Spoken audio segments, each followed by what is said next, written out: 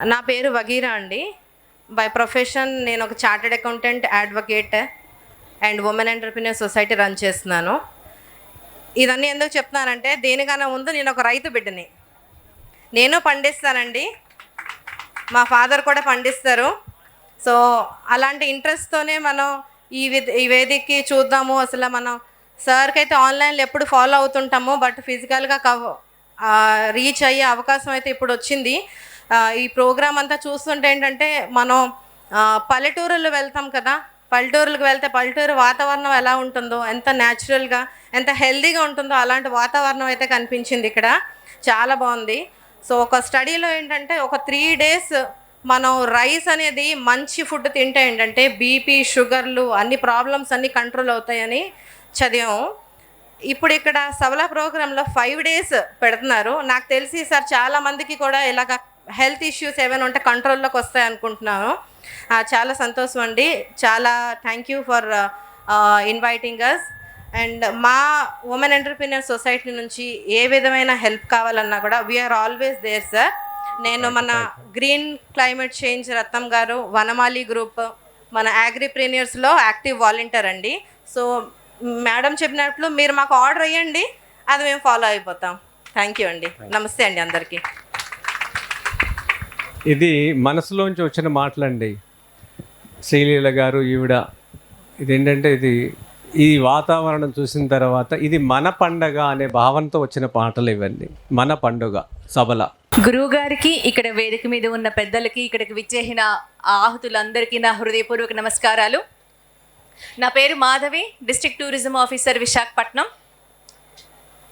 Last year సెప్టెంబర్లో tourism department తరపున international food festival చేసాం.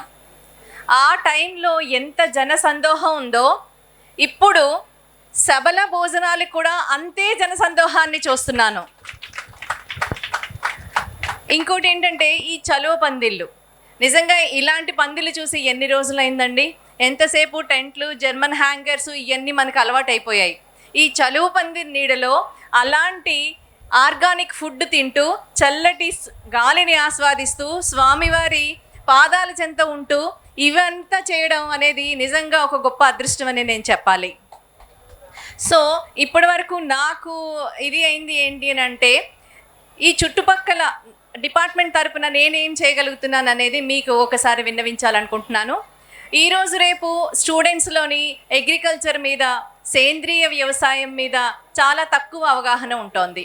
సో ఈ చుట్టుపక్కల ఎవరైతే రైతులు ఉన్నారో వాళ్ళు ఇలాంటి సేంద్రియ వ్యవసాయం చేస్తున్నారో వాళ్ళ డీటెయిల్స్ ఇస్తే గనక మనం అగ్రికల్చర్ టూరిజం అని ఒక చిన్న కాన్సెప్ట్ని మనం ప్రారంభిద్దాం. కార్పొరేట్ స్కూల్ చిల్డ్రన్స్కి, గవర్నమెంట్ స్కూల్ చిల్డ్రన్స్కి, సిటీలో చదువుకుంటున్న పిల్లలకి, వీళ్ళందరికీ కూడా అగ్రికల్చర్ తాలూకా ప్రాముఖ్యత, రైతు పడుతున్న కష్టం, ఆయన ఎంత వేదనతో చేస్తే ఒక చిన్న బియ్యపు గింజ మన నోట్లోకి వెళ్తుందో అనే తెలిసే ఆ శ్రమ తాలూకా సౌందర్యం, అది అన్నీ కూడా పిల్లలకి తెలియజేయాల్సిన అవసరం ఉంది.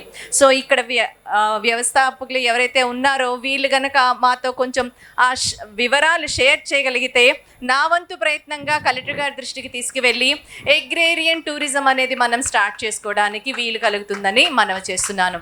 అండ్ నాకు ఈ అవకాశాన్ని ఇచ్చిన అందరికీ కూడా ధన్యవాదాలు. Thank you. మీరు జిల్లా అధికారి, పర్యాటక శాఖ కదా, ఒక చిన్న విన్నపం వేదిక మీద ఉన్న పెద్దలకి మీకు. మా రైతులు 25,000 మంది ఉన్నారు, ప్రతి జిల్లాలో ఉన్నారు మన ఆంధ్రప్రదేశ్ రాష్ట్రంలో. పురాతన కట్టడాలు ఎక్కడైతే ఉందో పర్యాటక శాఖ వాళ్ళ ఆధ్వర్యంలో ఉంటుంది కాబట్టి, అక్కడ ఈరోజు మీరందరూ ఈ అన్నప్రసాదాన్ని రుచి చూసి వెళ్ళాలి.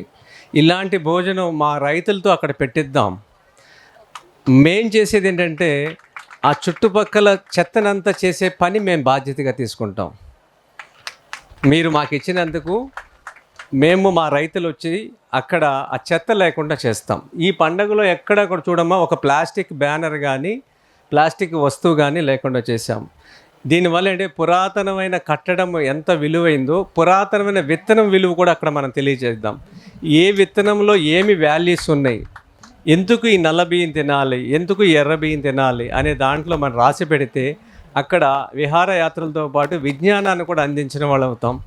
ఇది మన రాష్ట్రం దేశంలో ఒక మోడల్గా తయారు చేయడానికి మీరు అవకాశం ఇస్తే ఎక్కడైనా ఒక నమూనా తయారు చేసి చూపిద్దాం. థ్యాంక్ యూ అమ్మా, థ్యాంక్ యూ. మరిన్ని అప్డేట్స్ కోసం బ్యాక్ టు రూట్స్ యూట్యూబ్ ఛానల్ని సబ్స్క్రైబ్ చేసుకోండి.